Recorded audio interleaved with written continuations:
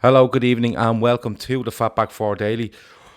This is Wednesday night. This is Wednesday night's FB4 Daily. I can't remember the date because I never do, and most people that watch this realise that from now. So I'm going to try stop giving you the date at the start of every show. This is, of course, brought to you by Paddy Power. Paddy Power is a bookies, it's a website, it's an app. If you want to gamble and you do gamble, please gamble responsibly. And if you do so, try with Paddy Power. Paddy Power has all your odds on football, Liverpool, specials on Liverpool, sports, everything else beyond there as well. So, as I said, if you want to gamble, gamble responsibly and try do so with Paddy Power. Tonight's show is going to be centred around Everton Football Club instead of Liverpool tonight. During the international breaks, I usually take the opportunity, I suppose, to have a look at other clubs, how they're getting on, how their fans feel they're getting on, what's the plan, what's the expectations for the season. I have done so in the last international break with Spurs, United, Arsenal, amongst others. And tonight it's the turn of Everton. The man joining me tonight is a man off Twitter that I find one of the most straight-talking Everton fans you will come across. It's Mr. Dave Downie. Dave, how are you? I'm great, mate. Pleasure to join you. Good. Dave, before we go back and look at, go back a little bit into the past and probably a little bit into the future, I just want to go with the present. 2 wins from 8, Dave, 18th position, 7 points. You dropped into the bottom 3 due to Newcastle's win over Manchester United. It's just not going well, Dave, is it? I think that's a bit of an understatement given the start of the season that we all thought we'd had. The transfer market, just to give a bit of context, the transfer market didn't end particularly well because we were desperate to get in another centre-half. That, for all intents and purposes, looked like it was going to be Kurt Zouma for quite a long time. And it sort of feels, reading between the lines of what the club tried to do, was to hold out as long as they possibly could for Chelsea to sort of give us the green light on going in for him permanently or on another loan maybe. And that's why they didn't go in for another centre-half at the time. And that left just Yerry Mina and Michael Keane. Yerry Mina very untested at Premier League level, although he has had his moments. And Michael Keane, who had a really good season, a bit of a redemptive season last season, and he really come to the fore. And then looking at the fixture list, I must have said this fact a million times recently, but we were the only side in the Premier League to not have a game against the top 6 side from last season in our first 6 games. So the opportunity was there to lay down a marker and really push and show our intent to try and break into this top 6 when, as you guys will know yourselves, there's a real vulnerability for several clubs in and around, aside from yourselves and Manchester City. I think it's pretty much wide open for those other spots, and obviously 2 of those are Champions League spots. So I think the club in its investments in certain players in the summer probably had that idea in mind themselves, and that's probably the backdrop of why it's been so disappointing after these opening games, and to see us only pick up 2 victories. One which was a pretty turgid affair against Watford, and then the second was a pretty entertaining game, to be honest, against Wolves. You look at the sides where we've lost. I mean, Bournemouth, Aston Villa, Sheffield United at home, and now Burnley away. Those 4 defeats are sides that you just simply can't lose to. Albeit the difficult places to go when you're playing them away from home. Even the home record, which was being brilliant. I mean, I'm sure every Evertonian that loads of Liverpool fans will meet will remind them of the end of last season and the draw we picked up in the derby and some of the big 6 sides that we beat then.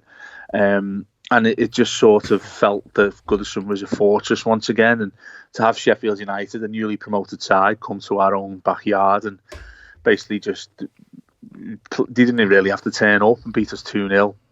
That felt like alarm bells were ringing, and then to see what we did in that game against Burnley, I think there's some real daggers out for the manager right now. So I mean, it really couldn't have gone much worse than it has in these opening few games. And then You look a little bit further afield in 6 games' time. Can you tell I've studied these fixtures, by the way? Yeah, just a bit.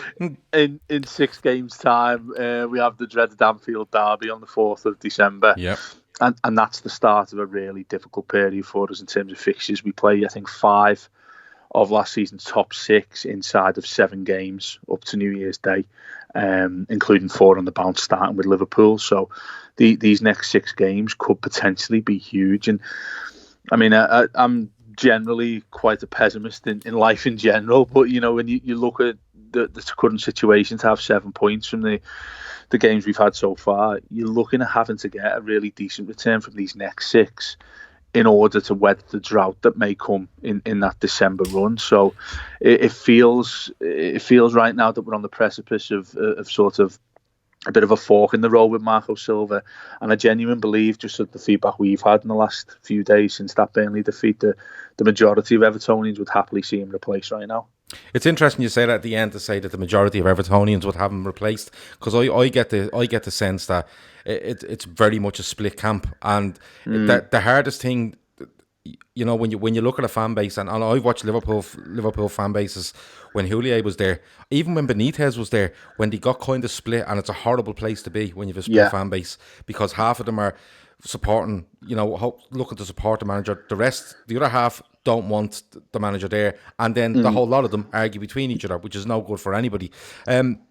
Just a quick question that's come in here as well, and I will get to it later. Chris here is asking about is board level letting you down with regards to planning, no contingency for not getting Zuma, like you've mentioned, and not really finding a solution for Lukaku, which for him isn't something. And he's not saying it's easy. I will get to that later on. So I just want you to keep that in mind. But looking at Everton, you mentioned the Sheffield United game. I watched that game, and I think afterwards, it was yourself that tweeted and said, it was a shocking performance from Everton. Let's be honest. When you end up with Theo Walcott playing right back for the last 15 or 20 minutes, there's something seriously wrong, because how Theo Walcott is a player for a team that would be hoping to be pushing 6th, 7th or 8th in the league is beyond me. That's just my opinion on Theo Walcott, and has been for a long time. But when I watched that game, they looked like a side that had been put together by 4 or 5 different guys. They really did. And Sheffield United found them out very easily. Let them get to the byline, let them hit the ball in the box, and we'll deal with it. And we catch them on the break. But look, it's only 8 games in, Dave. Things can change very quickly. But you make a decent point. You have got 6 games, and then you go to Anfield, and then not only have you a tough stretch, but you also have a stretch where injuries start coming in, suspensions start coming in, legs start to go a little bit over that Christmas period. Right now, as things stand, and for argument's sake, say Marco Silva did stay, can you see a way over? I can see. I don't mean relegation and stuff like that, because I don't think they will go down. I genuinely don't think that Everton will go down. But can you see any light at the end of this tunnel for what he's trying to do? I think there's a way back for him, because I think he proved towards the end of last season, like I was saying a little bit earlier, that he can turn things around given some time. And he looked to be, and this is the real frustrating thing for me, Gav, is that we look to be a side that very much learned from its mistakes. If you look at those last half dozen games, particularly at Goodison, I think we beat Chelsea, Arsenal, Man United, got the draw with yourselves.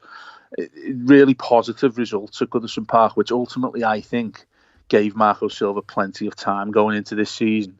And it looked as if he'd addressed everything, all the concerns that we had. And last season was very much a season defined by 2 derbies, I think, because we had a really good run. I think we went into the Anfield derby, the infamous Pickford one. We were in 6th place going into that, and very much on the crest of a wave. I think we got a really decent draw away at Chelsea, which we should have won, and that was 0-0. We went to Anfield with our tails up. Should have scored a couple of goals as well early on. You probably remember Gomez's header, which is cleared off the line by Trent, I think it is. And then Yerry Mina has a really good chance in the first minute, and Walcott round as the goalkeeper. There were a few opportunities, more opportunities than we've had at Anfield in recent years. So that was a real decent blueprint, I thought, for Marco Silva to take forward as how we should be performing away at these big sides. And that for me was the crux of when we got Marco Silva in. I thought we'd have a manager that would approach these games in that way, in that pragmatic way, thinking that well, yeah, okay, we're going to have to do our fair share of defending here. They're probably going to have most possession, but we can hurt you on the break. We do have players who are quick. You've got Richarlison in there who likes to run for fun. You've got Bernard. The pieces seem to be there to turn us into a really decent counter-attacking outfit, and that looked like the way it was going towards that particular game. And then after that, it just went. We went on a really dreadful run. I think he probably could have lost his job when we went out to the FA Cup to Millwall. Yeah, he could have, in last January. That felt like a real low point for him. And then again, like I say, to his credit, I think he slowly started to fix the problems that were there, and that was zonal marking, which is a massive cause for debate amongst Evertonians. He started to address that. We started keeping clean sheets. And in fact, up until that Wolves game that we won 3-2 at Goodison recently, we hadn't conceded a goal since February at Goodison Park, which is quite the turnaround, really. So you can see why he put a lot more credit in the bank going into this season. And then you look at that fixture list and you think that's a real chance to kick on. You can't waste that opportunity when you're looking to do something a bit better than what you've seen in recent years. And let's face it, in my lifetime, I'm 31 years old. In my lifetime, we've largely been, to be honest, average at best. Save for the cup win when I was 7 years old, the best we've done is finish fourth in the Premier League. If we're going to have a real reality check here, Everton, to all intents and purposes, are a mid-table side, mid to higher table side that should be competing for the Europa League place in a normal season. We used to have the tag the best of the rest and things like that. I think now the alarm bells should be there for most fans of the football club. Even though we've made these considerable investments, which the question from Chris, I think, alluded to a little bit earlier, which we'll get on to, even though we've had that investment, which should be shaking up the top four, if we're honest with ourselves, having 400 odd million spent in 3 years, even that being the case, it still feels as if the other sides, i.e. Leicester, I think Wolves themselves as well, have very much caught us up, and that isn't a default position for Everton anymore. When it was the traditional top four, we used to be fifth all the time. We were the best of the rest then. When it became a top six, we were traditionally the seventh place side because there was quite the chasm between sixth and seventh, and then there'd be us and then everybody else behind us. It feels as if we've either been drawn back into that pack or the rest of them have caught us. It's probably a combination of both if we were to go into it. But the issue you've got is when you are making those considerable investments and you go and get a director of football like Marcel Brands, who has been championed, and I'm sure everybody listening to this, Liverpool fans listening to this, will know the sort of fun and games that Evertonians got up to with that on social media, saying he was, as good as the second coming, and basically walked around like Vince McMahon off the WWE, as if he's got some sort of bravado and things like that, which was all good fun at the time. But when the reality hits, we went into the season massively undercooked in defensive positions, and without, like Chris's question alluded to again, a relevant replacement to Dominic Calvert-Lewin. Now, many people will point to Moise Kean as being that, but he's a 19-year-old kid that had his difficulties with Juve in regards to racism and things like that. Yeah, he had an awful time. He did, and I think it's completely unfair, regardless of how good this lad may turn out to be, to put that burden of pressure of coming and being a 20-goal-a-season striker at the age of 19. And I'm not Calvert-Lewin's biggest critic, but I simply don't see him as a striker that will get you even double figures in a season. I think he's a good link-up player. He'll get the odd goal here or there, but he's certainly not a prolific goal scorer. And whilst you're asking this rigid formation that Silva plays, while you're asking him to be the focal point of the attack, whilst he is bringing other people into play, whilst he's holding it up and running channels and things like that, which is all fantastic, it doesn't really work when there's only him there. There's nobody else for him to play the ball to, for instance, or if he's giving it to a Richarlison or Bernard, he should be the one getting in the box, and he's not, and that's a real issue there. So yeah, I mean, as you can tell, there's a plethora of problems going on at the club right now that stem back quite some time. But I just want to pick up on a point that you made there, Gav, was this feels like a side that's been put together by several different managers, and that's exactly right. And it is, because I have a list here of players that were brought in by different managers, right? And I suppose I can go on to it, like Holgate is the only player signed by Martinez that I can see in this squad, right? Koeman brings in Schneiderlin, Sigurdsson, Am I right? Calvert-Lewin, Pickford, Keane, and Tom Davies is promoted from your under-23 side. Allardyce brings in Tosin and Walcott, if I'm right. And Silva has brought in Richarlison, Mina, Digne, or Luca Dean, as I think is the proper way to say it. Andre Gomez, Bernard. Who else has he got? He's Delph Sidibe, Moise Keane, and Iwobi. All right. I might be missing one or two out there. That if you look at that squad and I asked you to pick your best 11 for Everton, you're probably going 3 managers anyway. Maybe the Koeman / Silva you could probably do without Tosin and Walcott. But again, you're still going with a squad that, as you said, 400 million pumped in, and you're still looking at it doesn't feel like to me, I'm going to be honest, it doesn't feel like to me that it's a squad that manager has put his mark on yet. And that sounds a crazy thing to say. But, somebody else says there, they couldn't understand how Everton persisted on the centre-back from Chelsea. I mean, his name has gone completely on my head. He couldn't... Zuma. Now, Zuma was really good for Everton last season, and you make a good point. They did sort out this zonal marking thing because the media, Sky Sports and everything made a lot of it. And listen, I listen to podcasts where Everton fans are on, and they were pointing it out. It was as clear as day what was going on. They did try to do something there, but they were never going to get Zuma, were they? Because Chelsea had a transfer ban under them. And, you see there, they were willing to let David Luiz go to Arsenal. So it was... Is that a lack of planning, or is it a naivety in the transfer market where you think, oh, we can go and get Zuma, he was great for us last season, without actually thinking, well, that team aren't going to let him go. That's exactly the way that you use, Gav. It is naivety. And I think there's that would probably cover the last 4 managers and probably Farhad Moshiri's tenure as the main investor in the football club for the last 3 years, because I think all the goodwill in the world is there, and that's what makes it all the more frustrating. I mean, you can feasibly say, and I'm sure many of your listeners will enjoy me saying this, but I can't think of a team, possibly Man United might be one to cite as well, which I'm sure they'll equally enjoy, having invested that sort of money and actually got worse. Because I think, you mentioned the sort of the Frankenstein makeup of this squad, with citing those other managers that we've had and the players that are still there from those regimes. But you look at the captain, Seamus Coleman. He was a David Moyes signing. David Moyes left the club when they're on 6 years ago now, 7 years in 2020. It feels as if, like, when Koeman was there, we bought a whole host of number 10s. We had Sigurdsson, Davy Klaassen and Rooney back, and that whole Wayne Rooney move was for sentimental reasons, and that's another bugbear of mine, which I'm sure we'll get onto. But we are a club that is rife with sentiment. We love sentiment. We always love having a nod towards you guys across the park. Well, it's like United. United are being sentiment and romantic with Ole Gunnar Solskjaer. It doesn't work. It does not work, Dave. No. You're absolutely right. It doesn't work, and the reason being, you'll see it right now, Gav. You look on Everton social media, and people will be asking the question, okay, you want Marco Silva to leave, and I think that he's probably done enough, or he hasn't done enough, whichever way you look at it, to keep his job. Okay, so if we sit here and say, okay, Marco Silva, we're going to sack him now and bring in somebody else. The issue you've got is, well, who's available and what is feasible for Everton to go and do.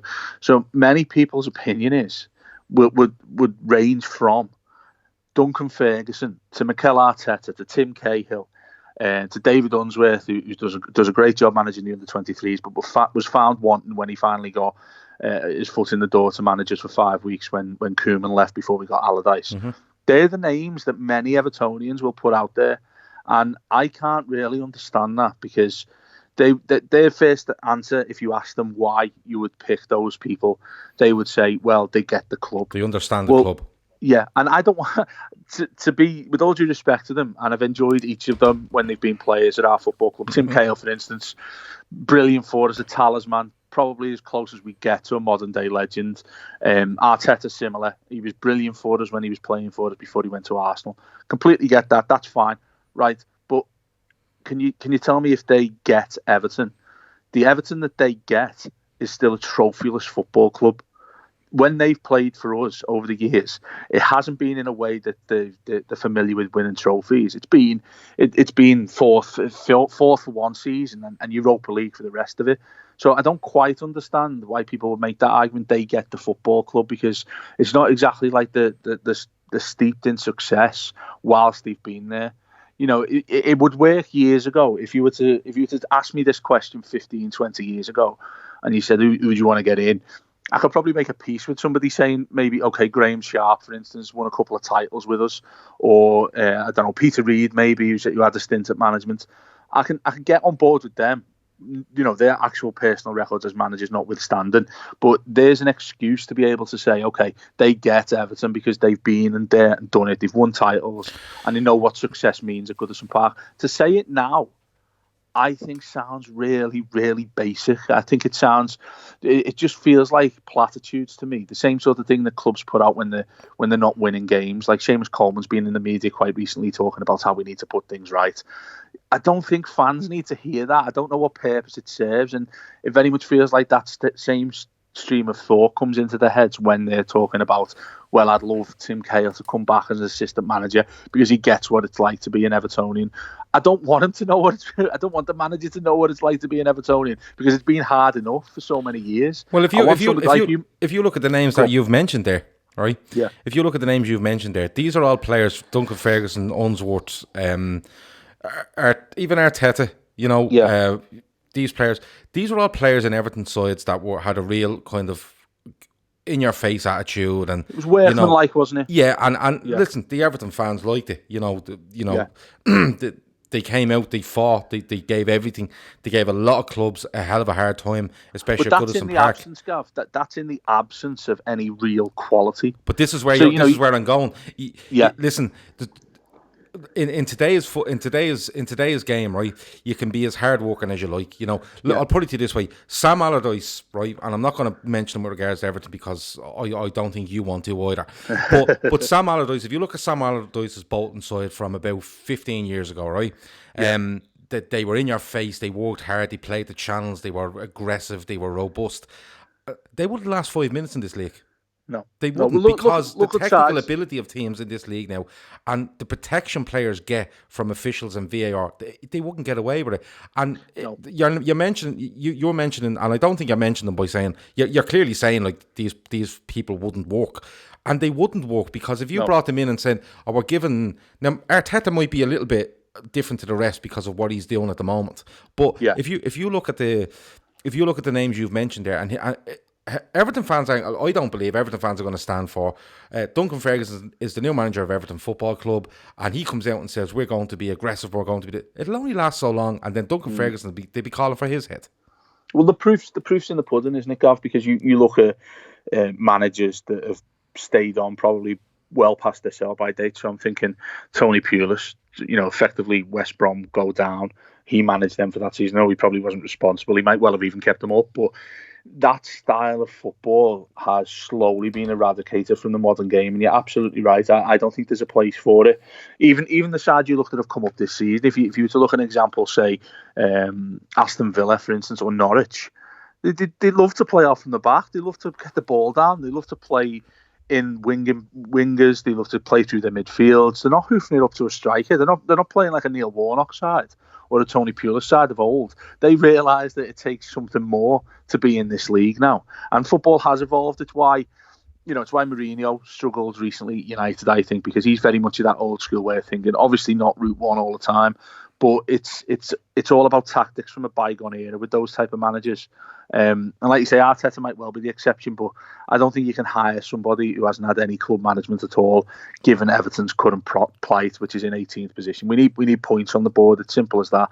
Ridiculous as it might sound, with 30 games to go in the Premier League season, Everton still need to get some points on the board before that dreadful run in December. And I would make the point to people who are desperate for Marco Silva to be sacked. I'm probably in the camp of, I think he deserves to lose his job. But then, like I said before, if you look at alternatives out there, realistic ones that is, does it make sense to get rid of him and go for somebody? Because we're probably still going to be shopping in the same market for as Marco Silva was, as Ronald Koeman was, i.e. taking a manager from a club that you probably consider a little bit less than Everton. For instance, the Eddie Howe, maybe, someone like that. And you're basically just reinventing the wheel. And the piece I wrote recently, I said that we need to get out of this sort of cyclical nature of, okay, right, we'll go and appoint the next best thing. We'll go and appoint somebody who wants to play attacking football, has a real decent reputation amongst players, which Marco Silva did. Might not necessarily, he'll be rough around the edges, hasn't necessarily got the best record to back him up. But we'll put him in there and let's hope that he becomes a modern day David Moyes. And it just doesn't work. So you press the panic button, sack them. You're still going to be paying them off for a couple of years as well, which also hemorrhages a bit more cash from the coffers to add to the millions that have already been spent. And then you go and looking again for somebody to come in and do a fix-it job like a Sam Allardyce or even Moyes himself. Now I'm sure he's been touted about as an alternative to maybe get us through to the end of the season. That's the sort of thing you do. So I think we really need to start asking different questions when we're going through this process, and that's again added to the dismay that's about at the moment, because in going appointing Marcel Brands as the director of football, it felt very much like we were reverting to a European model of football, where the director of football is probably more important than the manager. Mm-hmm. And you could basically, I think it's Napoli who've done it in recent years, where the director of football has been the most important figure at the club, and the manager has been, as well, effectively, let's call him a coach. Mm. It hasn't had the importance as we put on it over here in England. So basically, they could have a conveyor belt of managers. It doesn't really matter, because that director of football is the person that installs the philosophy at the club. They're the ones who go through the recruitment, and they basically work in tandem with the manager of the day. So it doesn't matter as much if you're moving on to a different manager. Now, while you want to adapt that model to your club, like you say there, it's pretty difficult to do when you've got a mishmash of players from managers that have gone by, and you're asking the manager to come in and say to him, okay, look, we've got these targets here. We want to get in the top 6. We'll probably take Europa League. We need to progress in domestic cup competitions. You're asking the manager, and this is where I do have sympathy with Silva, to come in and do that under the parameters of a director of football that's trying to get his own house in order.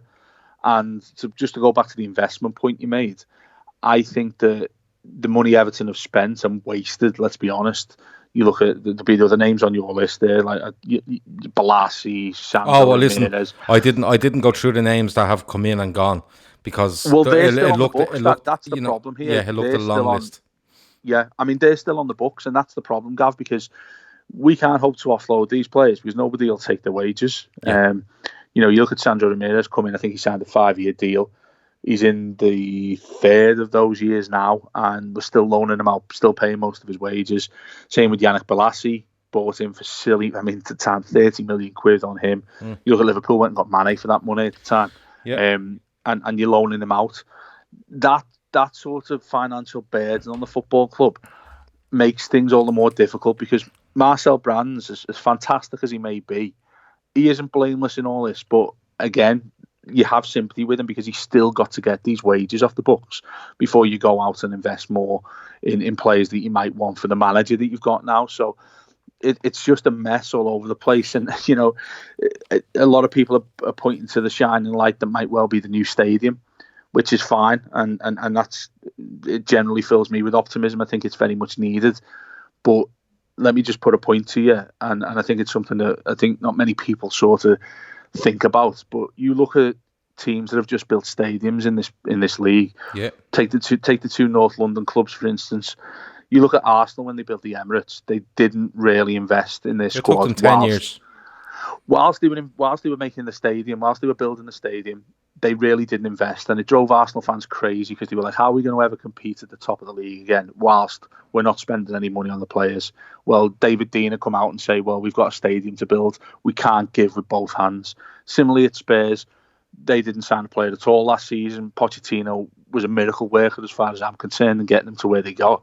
But what in both of those situations, Arsenal firstly and then Spurs both had squads that could weather the drought and still keep them in touch with that top 4.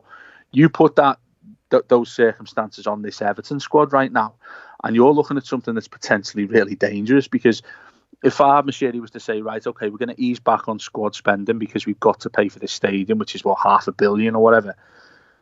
You can't tell me that it's sustainable that Everton are going to be a top half side. I would hazard a guess that Everton would be a struggling side in the Premier League if you were to say right now you're going to sign maybe 1 or 2 players per season whilst we build this stadium, which isn't going to be ready for another 4 years down the line. Everton, they add 1 or 2 players to what they've got now.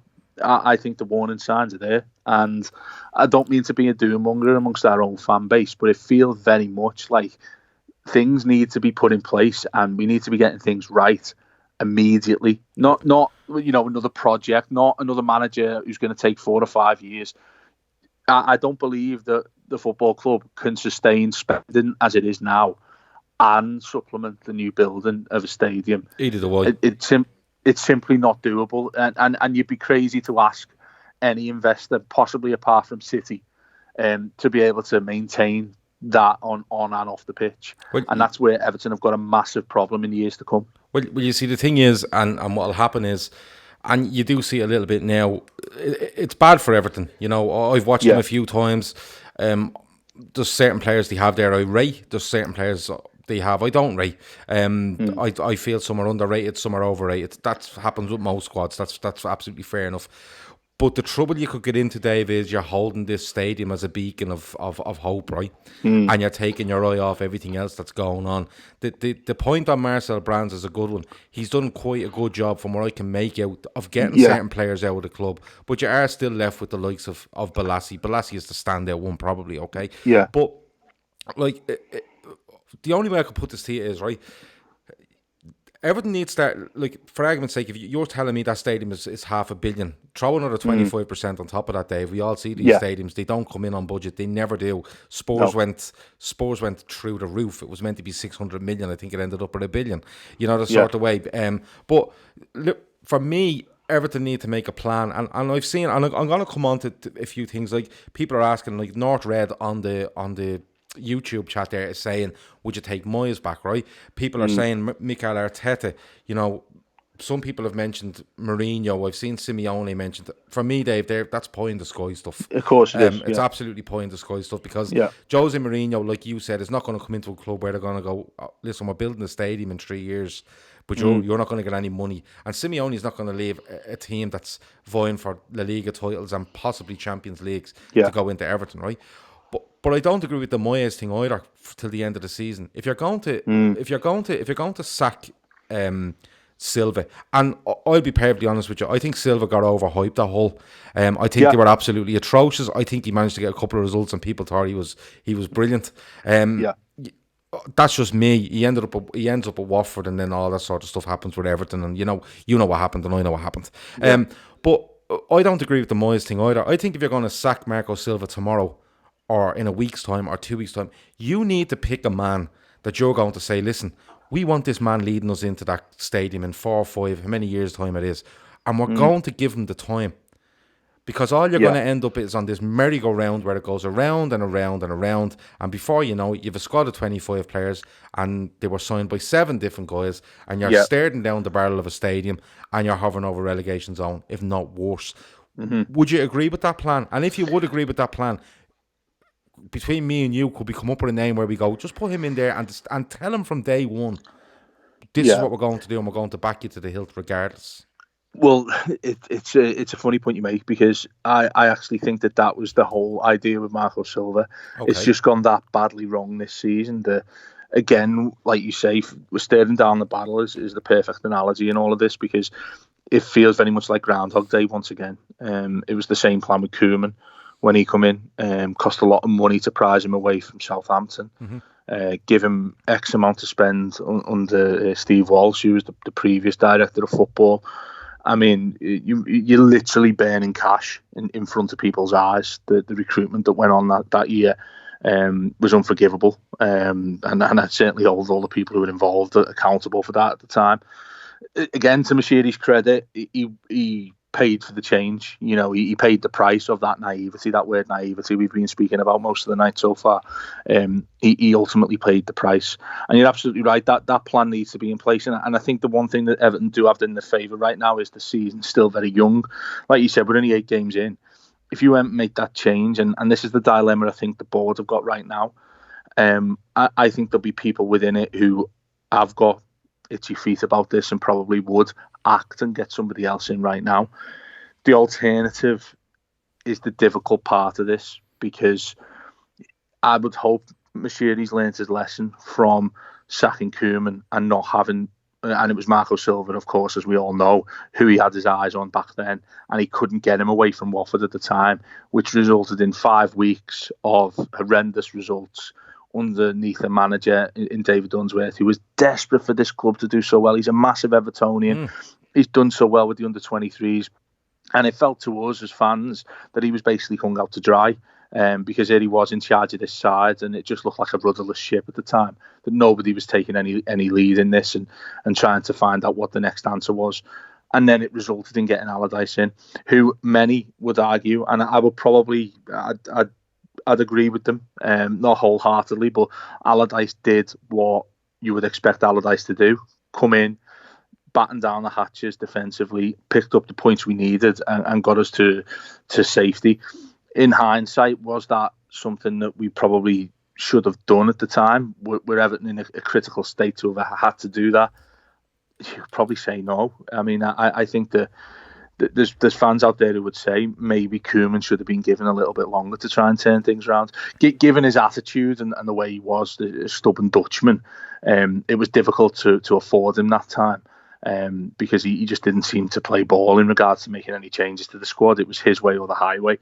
So that probably vindicates his sacking for many people. But you look at what went on in the aftermath that led us all the way up to Marco Silva's appointment. It feels as if it could not have got much worse than it actually did when he was sacked. And then now we face that same scenario.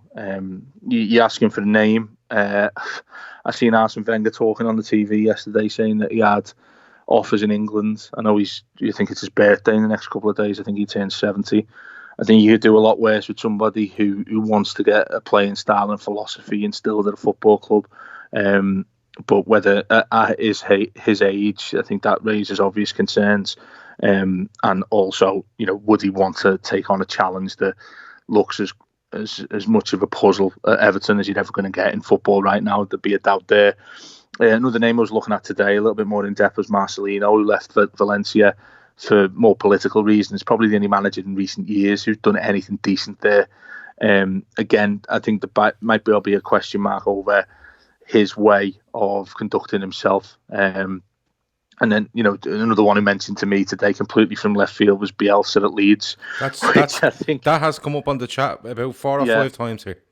Well, and the thing about that is, I think if you give him a clean slate at the start of the season, and let's face it, he's gone into a volatile setup at Leeds. I know it's not as bad as it was a few years ago, but there's still difficulties at boardroom level at Leeds, or at least there was when he first got the job. And everybody raised their eyebrows saying this is going to be a complete disaster. And he very nearly guided them. He probably should have guided them into the Premier League this season. I think you're getting a manager where absolutely anything could happen. And I don't think Mashiri and everybody else on the board will be willing to make that sort of risk. And I think what happens, Gav, in these situations with many clubs, and I think it plays out on the pitch as well, managers, people who run the club, the board, or all of the sort of stakeholders in a football club tend to try and keep things as calm as possible and go with what they know and trust. So if you look at Marco Silva as a case in point, he plays this 4-2-3-1 system that's doing everybody's head in. He sticks with that because it's what he thinks will change. And it's a bugbear of mine because the last 4 managers that we've had, from Martinez, Allardyce, Koeman and him, they've all been guilty of being too stubborn. They will not change things when it's not working. And it's been the undoing of each and every one of them. And it looks like Marco Silva could be the one to pay the price next. It's similar at board level. I think you look at maybe someone like Bill Kenwright, who'll still have a huge say in who the next manager is if Silva was to go. he'd be sitting there thinking, right, okay, I might well go for a David Moyes. I'm pretty sure David Moyes was a preference when Koeman was sacked in the first place anyway. There were plenty of talks of him being the one who Bill Kenwright would prefer. Obviously, that sort of tussle at boardroom level is something that we've had to put up with in recent years, whether it's Bill Kenwright steering the ship or Moshiri. I very much feel like it's Moshiri now, since he made that investment to take full control of the club last year. So what direction he goes in is sort of anyone's guess. But I think if it was left up to Bill Kenwright, I think you'd have David Moyes in charge right now. I think it would as well. And I think it'd be a big mistake. I think... Wasn't it Sunderland that Moyes went into to try rescue a couple of seasons back, and it was absolutely horrific. Well, it was Sociedad before that as well. He was under contract with United, and he was doing 4 different managerial jobs. But he went into Sunderland, and he walked in and basically told Sunderland, you're not good enough. And he basically admitted from the day he sat down in the chair in that press conference that Sunderland weren't going to stay up. That's not what you need to hear from a man. If Moyes walked into Everton tomorrow and said it as it is, he could lose a lot of support very quickly, including from players. But I genuinely think, looking at it, and after speaking with you for the last 40 minutes or so, that for me, Everton they do obviously have to look forward to this stadium. Now, people will mock over this stadium. Will it ever happen? Will it this? Will it that? I'm not sure. I don't know. I don't live in the city, okay? There's talk of, I don't know, there's all sorts of talk around this stadium. I try to stay away from it, to be honest with you.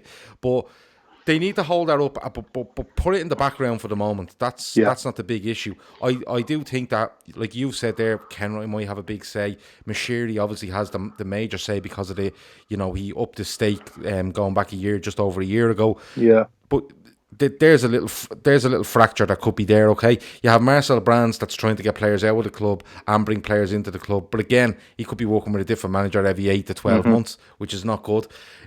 They need to come around. Like somebody said to me on this chat earlier, Liverpool made 2 really good decisions. One was Michael Edwards and 2 was Jurgen Klopp. Could it be the same for Everton? That is not a bad point, Dave, because if they were to turn around and Moshiri was to say, listen, Bill, great, you've done a brilliant job at Everton, but it's time to move on, right? That's the first thing. If he said to Marcel Brands, listen, I don't want you deciding who we're signing. I want you to work very closely with the manager, and both of you come as a package, and that's how we're going to go forward.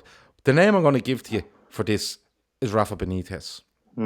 Right? Now, I've seen it thrown around a little bit. If you were to turn around to Rafa Benitez, because Rafa Benitez is a head case, all right? You've seen what he done when he goes to Real Madrid. They're off the wall. He spends that long with Mike Ashley up in Newcastle. How he done it? He deserves a medal, freedom of cities, whatever else he has to be given Nobel Peace Prizes. He deserves that.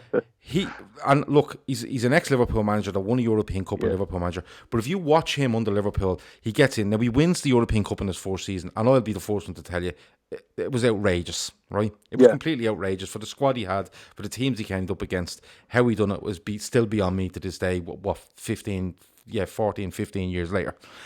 But if you watch his progression as a Liverpool manager, by the time he gets them to their peak in 08, 09, the football they're playing is brilliant. They're really solid, but he moves Gerrard around, he gets him in behind Torres. They're playing a nice brand of football, but at the same time, they're as tough as anything, right?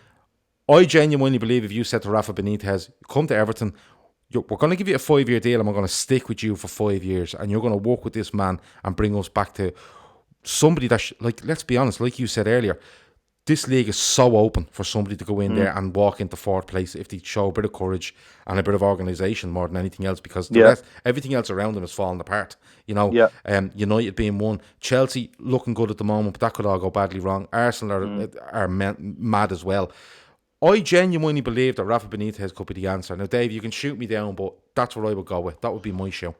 No, I think that's a perfectly relevant point. There's Evertonians there, and again, we spoke a little bit earlier, didn't we, Gav, about how these sorts of scenarios end up causing a rift between fan bases, and it's not a nice atmosphere when you've got half of them wanting the manager to stay and shouting down people for saying that he wants them sacked, and you've got half who are saying, well, we've been here before, we need to make another change. It's not a nice environment, and very much Rafa Benitez, I think, will polarise that opinion even more. But in my opinion, for what it's worth, I think it'd be an outstanding choice. I don't particularly care that he has an affinity with Liverpool. many Evertonians have made comments with what he said about us being a small club. As far as I'm concerned, Gav, and again, Evertonians might castigate me for this, but he's absolutely right when he says those things. People need to face facts when the football club gets Dave, into he made the point at the time that he had a small club mentality. Yeah, oh yeah. I mean, listen, and I think he had got a fair point with that. Yeah, he has got a fair point, absolutely, because we were going to Anfield, and well, ironically, it's much better than our record has been recently. But we go there and try and draw games. There's no escaping that at all. Let's call the spade here. We went there and tried to park the bus, and he was right in what he said. Obviously, other people have taken that out of context and had him say that Everton are a small club. Indeed, I've spoken to him a couple of times since that, actually, and he always laughs and sort of shrugs his shoulders, saying that it was a little bit mischievous in what he said. Absolutely, it was. Dave Moyes done the same thing. Didn't Dave Moyes call himself the People's Club and stuff like that? So, kind of way. I mean, well, but again, Gav, just a wider point on that before I go on to talk a little bit more about Rafa. Those sort of things don't help anybody. No. As far as I'm concerned, they only come back on you. Exactly, on the blue half, because you've got constant, and I think if in the heart of hearts, even the most staunchest of Evertonians would think and would say there's such an obsession with Liverpool, and that's done nobody any favours whatsoever. Even the club's own marketing team. You look at like my season ticket that I get every season. There's always a reference to one of our songs that will contain Liverpool. So we had one year on the card. It would say "We go the game. It's what we do" type of thing. And there always seems to be even sometimes a subconscious reference to Liverpool and being the senior club in the city. I honestly don't care about any of that. I really could not care less. Again, I repeat, I'm 31 years old. I want to see my club have some success, regardless of what Liverpool do. And I think the current situation, but the obviously chasm between the clubs has never been as big as it ever has been, certainly in my lifetime. You look at what you guys are doing, which is absolutely spectacular. But just to draw a bit of a line in the sand with that, I mean, you look back to the semi-final when Liverpool beat us to play Chelsea in 2012.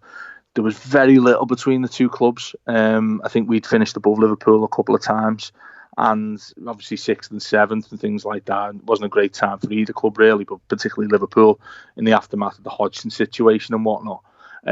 You look at that period of time, there wasn't too much between the clubs when you look at the quality of players that were on show.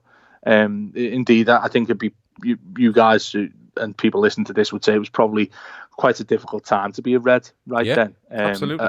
Around before, well, obviously in the Hodgson era, but even just in the aftermath when John Henry with Dalglish, the difficulties in moving him on. But that was the romantic time. You see, exactly. Hodgson was a clusterfuck of an appointment. Let's be perfectly honest with it. His style of football didn't suit us. The way he carries himself didn't suit us. The things that come out of his mouth just didn't. Liverpool over anybody else, I think, in the world, put their managers on pedestals. All right, and this man. Could you imagine trying to even attempt to put Roy Hodgson on a pedestal No. when it comes to being Liverpool manager? They went and they done the Dalglish thing. He done okay. He gets 2 cup finals. He wins the League Cup. But it never lasted. And it never would, Dave. No, but that's the point that I was making again. I mean, it goes back to our point earlier on about sentiment of football clubs, absolutely. doesn't it? And it doesn't work, as you say, as you quite rightly pointed out. But what I'm trying to say with that is there wasn't too much between the clubs at that time. You look at the difference 6 years on. I mean, we're on the verge, I believe, of Liverpool creating some sort of dynasty in the game. You look, we mentioned the troubles of other clubs, but you look at this thing with Manchester City right now. I actually think Liverpool have got the noses ahead of Man City, not only in terms of the Premier League, but just the way everything is working now. It's a well-oiled machine. It's a juggernaut, and it just looks like it's going to be relentless. There's an 8-point gap at the top of the Premier League, and I promise you, I'm not trying to cry this in, but I don't see Liverpool dropping much more than 8 points throughout the whole season. They've been that good. Conversely, you look at Everton's situation, and it couldn't be further from that. We're a club basically in a little bit of turmoil right now. Yet just 6 years ago, they were relatively neck and neck. And it's all been about getting that director of football and managerial relationship that you've got between the likes of Edwards and Klopp. We haven't had that. We were sort of trying to replicate it, but still not getting things right when it's been done. But just to go back to the Rafa point, why it's such a good shout for me is you've seen what he did at Newcastle. He wouldn't have that sort of upheaval at boardroom level when he come into Everton either. So he'd have steadier waters with which to start with. He'd have financial support as well, which obviously he didn't get at Newcastle, and it was a massive issue for him there. And I completely agree with you. I think he's a world-class manager who, we talk about the Real Madrid thing, the Napoli thing. Rafa Benitez is a football purist. I have no doubt in my mind, and I think he's actually said it in interviews that we've done with him in the past. He goes home and watches football. He goes home, gets his iPad out, and he's drawing lines all over the pitch. He's just obsessed by the game. He's in it to manage. He doesn't need the money. He's got ridiculous amounts of money in his career. He's set for life. He's got a wonderful place over the water here, which I play golf next to quite regularly. He's absolutely set. He doesn't need any of that. What Rafa's, and that's why he's probably gone to China, because it's something a little bit different. People would say, oh, he's gone to China because they're offering ridiculous amounts of money. That might just be a bit of a byproduct, and yet they're probably right. But he's gone there because he thinks he can make a difference to a different culture of football. He's an obsessive with football, tactics, everything. He loves full control of things like that, and I'd love somebody like that at the helm of Everton. I can't deny it, nor would I want to, because I think he is top class. And would he be unattainable? I don't think he would. I think it'd take a bit of hard somebody work. Says there he's on about 17 million a year in China. Yeah, well, that's it. I mean, but if you go there, that's what you're going to get. I'm not going to make any bones about it. The man's not going to sit there and complain at making that amount of money. Yeah. But my wider point is, he'll have gone there still for footballing reasons. Yeah. Not he's just lucky money that they're throwing money away. Yeah, absolutely. And why wouldn't you? If they are offering that, I'm not sure there's anybody in the world who wouldn't take it. But the wider point I'm trying to make is he stays in football for those reasons, that he wants to constantly be involved. You see him all the time. He doesn't even celebrate goals. He sits there with a notepad and a pen, and he's trying to mastermind his next tactic, his next move in games. He sees it like a game of chess. That's the type of manager you want at a football club, because they will break things down to the absolute minute detail that you know what your next move's going to be. One of the big things with Silva at the minute is the substitutions he makes. I don't know if any of your listeners or yourself watched the Burnley game at the weekend, but we didn't take Morgan Schneiderlin off until the 83rd minute and put Andre Gomez on. Just an absolute waste of a substitution to make 7 minutes. He seems to persist with Schneiderlin. And listen, I said I listen to podcasts where Everton lads are on, and the Morgan Schneiderlin name comes up literally every week, the kind of way. So he could be just, I don't know, we could see something that we don't see, and but I don't think it is like that. But look, Dave, I just think it's a complete lack of alternative in there, Gav, because he'll persist with Schneiderlin. He probably shouldn't have been at the club for the last 2 years. He'd have left if somebody had given him an offer, and I think the club would have happily seen him go. Yet we're still, in a nutshell, £400 million down the line, and Morgan Schneiderlin, who's surplus to requirements, is still starting games. That is Everton in a nutshell right now. It's just so mismanaged. Yeah, no, it really is. It really, really is. The people in the chat are starting to wonder where I'm from. They're having I don't know, my accent's gone all crazy during this conversation. I really don't. It's ranged from all over Ireland, to be perfectly honest. But look, it's Dave, it's been an absolute pleasure talking to you about Everton. Absolutely. It's been really good, a lot of insight, and as I promised people before the show, very straight talking from you, very honest from you. I'd like to say I wish you all the best for the rest of the season, but I can't. Come on, you've got to wish us something, mate. I wish us some luck. I tell you what, you're 17 points ahead of us after 8 games. You can wish us some luck. I'm sure no one will begrudge us that. Yeah, I know, but listen, it'd be like me asking you to go down to church and light a candle for Liverpool to win the title. It's not going to happen. Well, if it made us any better, mate, I'm willing to try anything. Set the church on fire. But look, no, it's genuinely, it's been a pleasure to speak to you. I hope. Too, listen, before the Everton game at Anfield on November 4th, is it? December 4th. December 4th. I'll try to get you back on, and we'll have a little chat before that game. And listen, the fortunes of both their sides may have changed or stayed the same, or could be completely and utterly different. We don't know, but we'll have a look at that before the game starts. Dave, it's been an absolute pleasure.